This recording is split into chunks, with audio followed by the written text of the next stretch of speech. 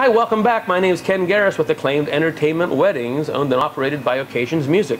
For the past 27 years, I've been training all of our DJs, and I averaged just last year 4 events a week, so I do a lot of events myself as well.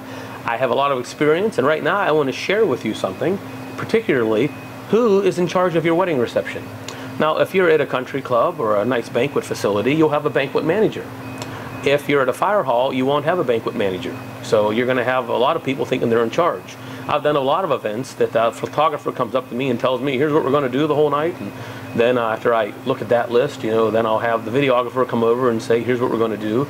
And none of these people know that I already went over everything with the bride, and she told me everything we're going to do. So you want to make sure that somebody knows who's in charge of that. Now, if you're going with a professional company like ours, we're going to give you the tools to plan everything out.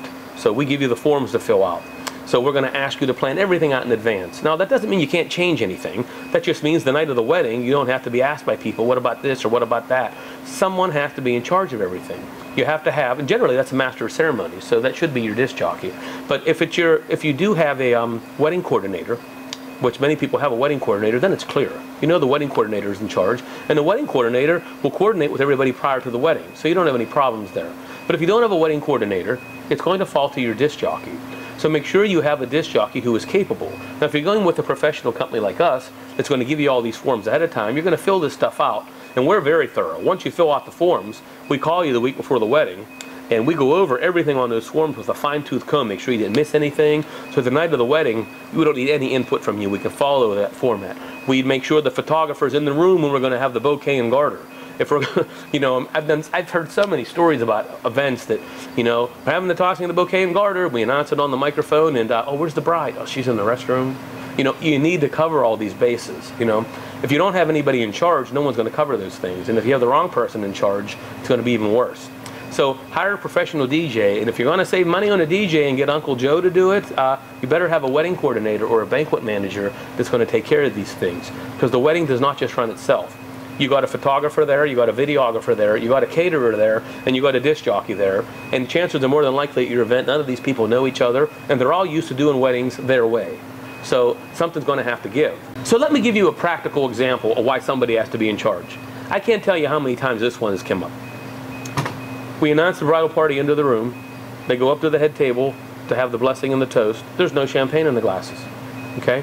Now, that's not a problem for us anymore because our DJs are thorough. They find someone to do that. Even at country clubs with the banquet manager, we go over to the banquet manager and we make sure they know we're announcing them in, make sure the champagne's in the glasses. But I've heard that happen so many times. They go up there, no champagne in the glasses. Little things like that. Having the blessing of the food, who's doing the blessing of the food? Does he know he's doing the blessing of the food? Does the best man know, for example, if you're having a money dance, the part of being the best man means he has to give the shots out. Does he know that?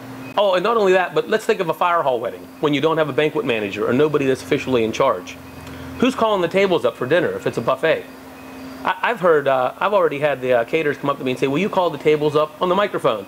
Okay, you over there, you guys come up and go eat now. That's not what you do. Caterers actually tell us to do that stuff. You know what we do? Because we care about our customers, even though we're told to do that, we give up our dinner time, and we go out to each table. We walk over to the table, and we say, excuse me, ladies and gentlemen, your table is in line next to the buffet. Please feel free to help yourself. It's a memorized announcement we have. So we go through and we call them up individually. It's not our job, but we need to do that because there was nobody there to do it. And we're not going to go on the microphone and interrupt everybody's dinner to announce that particular table. Now, at a regular affair, if it's not a fire hall event, you're at a country club, these aren't an issue. They're going to be served, or the banquet facility is going to come over and bring them up, things like that. So let me summarize with this. If you don't have a banquet manager, then you need to really make sure you hire a DJ that knows how to plan out the entire wedding reception. Our company, Acclaimed Entertainment, we have a wedding reception finalization packet. You can probably get it right from our website. Download it and look it over. Even if you don't use us, just by the questions we ask in that form, it's going to help you a lot in planning out your wedding. Because you can actually take it right from us and use it with your existing DJ. It's called the Wedding Reception Finalization Packet, and it'll be right on our website, acclaimedentertainment.com. You'll be able to download it. That particular packet, we like to get back from our bride and grooms about a week, 2 weeks prior to the reception. And we don't want it too soon because it covers the must plays, the strong recommendation songs, songs we don't want played, and there's another video on that. But other things in there, it goes over the planning of the wedding. Songs you want for the cutting of the cake, songs you want for the bouquet and garter, parent dance songs, things like that. Who's going to be doing the blessing of the food? Everything like that. So those are all questions we ask in the wedding reception finalization packet. So you can get that on our website. That'll help you too.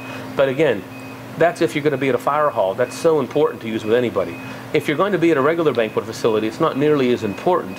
However, if you want things to run really smoothly, bang, bang, bang, bang, the whole way through the night, then it's important.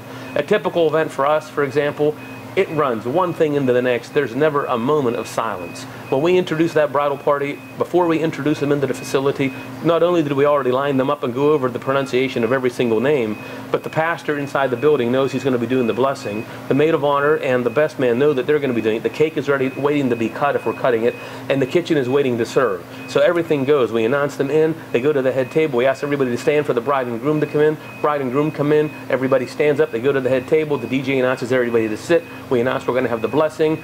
Pastor goes up, does the blessing. We say the best man's going to give it a traditional bridal party toast. Then we announce that the maid of honor is going to give her toast.